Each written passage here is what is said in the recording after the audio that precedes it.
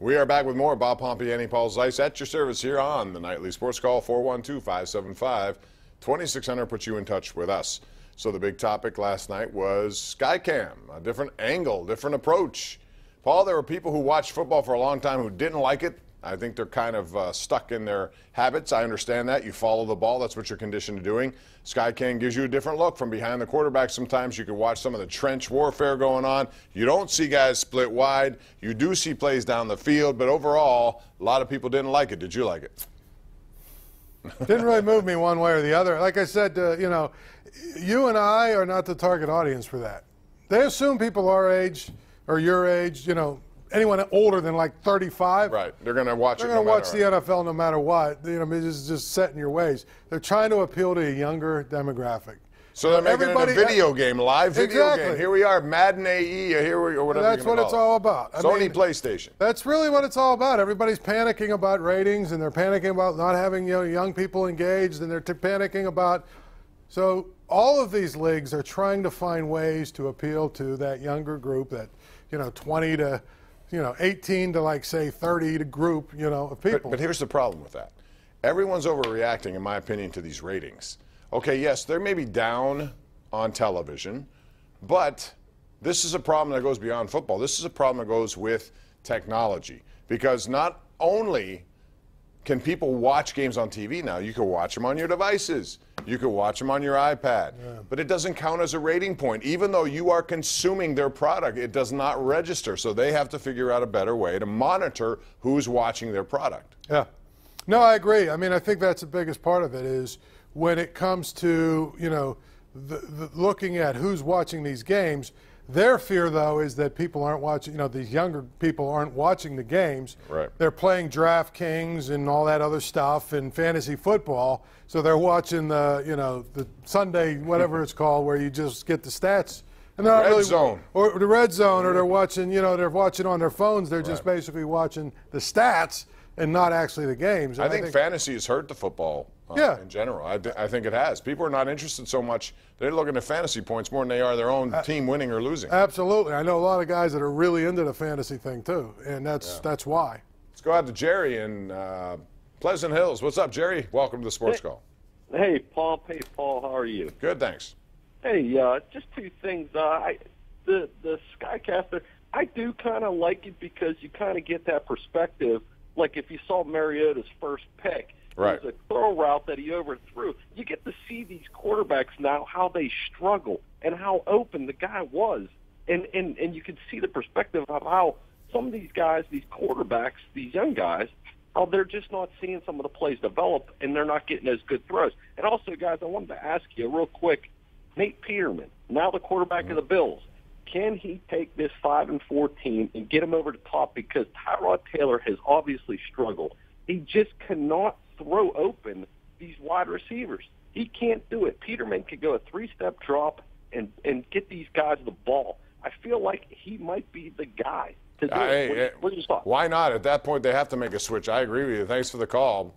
Paul, we saw Nate Peterman do some pretty good things and develop here at Pitt. The question is, it's hard to develop into a good quarterback in the NFL. We've seen so many guys try it and fail. What's your take on his status? And he's 6'2"? Yeah, he's not 6'6". Yeah, he's a smaller guy.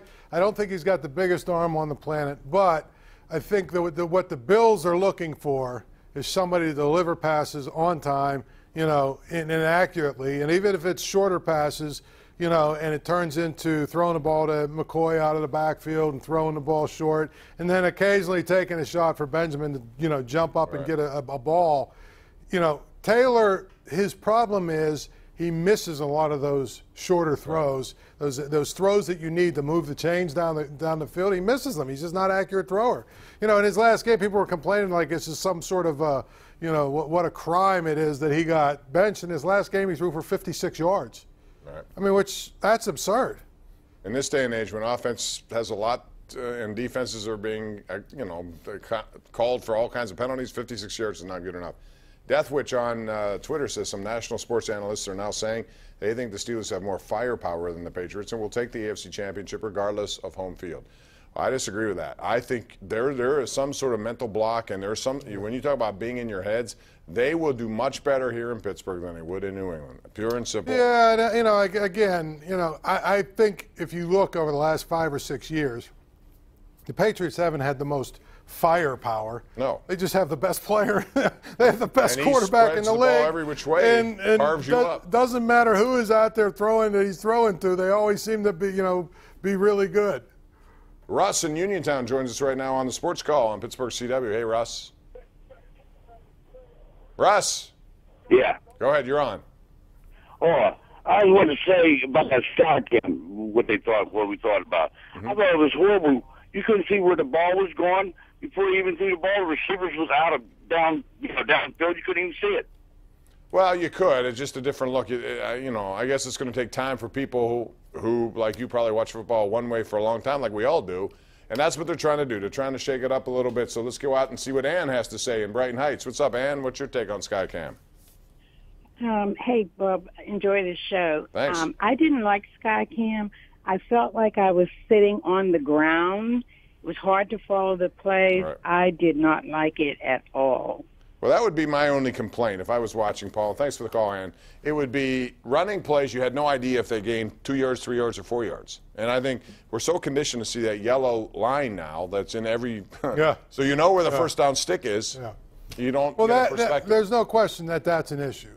There's no question that you know it's hard to see. But again, they're showing you a different angle. Right.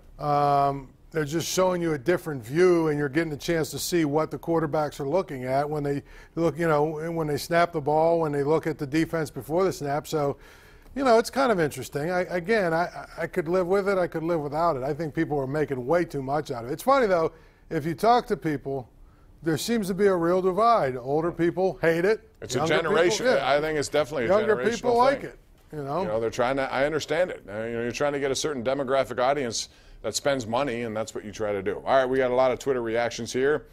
We have Gene Pukash, who says, I got vertigo last night, and I won't watch SkyCam again. Sorry. We have this one from Deathwitch, who says, hated the SkyCam, absolutely terrible, makes me crazy, dizzy, can't follow the game as well. Kevin Davis says, SkyCam, if they wanted to turn it into PlayStation, plug, worst thing since the glowing puck. Remember when the NHL did that? Yeah. And then this one. Paul Henry says on Twitter, predictions for Pitt, West Virginia, and Penn State tomorrow. So Pitt's got a big game. They got to win 2 games against 2 ranked teams, can they? That's going to be a tough task. Down there, you're asking them to win at Virginia Tech. I don't think Virginia Tech is spectacular, though. If you're asking me to pick with the spread, Pitt's like plus 16.5. That's a lot. Yeah, I like Pitt. I like that, I like Pitt plus 16.5, but I think winning the game, you're going to be asking them a lot. As far as Penn State, I mean, they're going to blow Nebraska's doors off. Nebraska's bad. Nebraska's horrible. West Virginia has an interesting. Yeah, their coach is going to get fired. Nebraska's they're done. They gave up 55 points to Minnesota last week, and then you've got West Virginia. I think at home they'll have a slight edge, but I don't think it'll be an easy. That'll be the best of the 3 games, I think. Let's go to Jay in Shady Side. What's up, Jay? How you doing? Hey, Bob. Hey, Paul. I just wanted to chime in on the SkyCam issue. I give it 2 big thumbs down. Why?